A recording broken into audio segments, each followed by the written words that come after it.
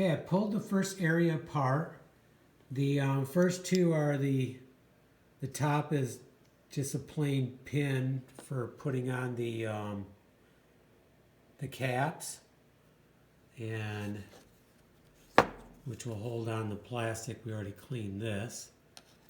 And then the top one is a regular screw, but what they are is they're screws that go into the wood.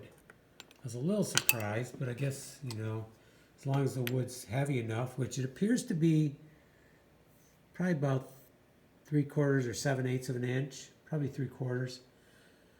And I think it's plywood. Hopefully it's good stuff.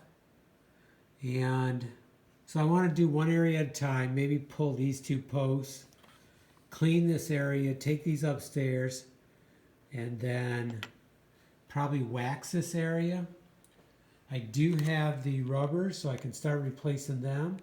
And I do have the LEDs, which are SMDs, ready to go. So we have mainly white. We have a few other colors too. I'm not sure how we're going to work them in, but we'll get them in place and then go from there. So let's see what this cleans up like.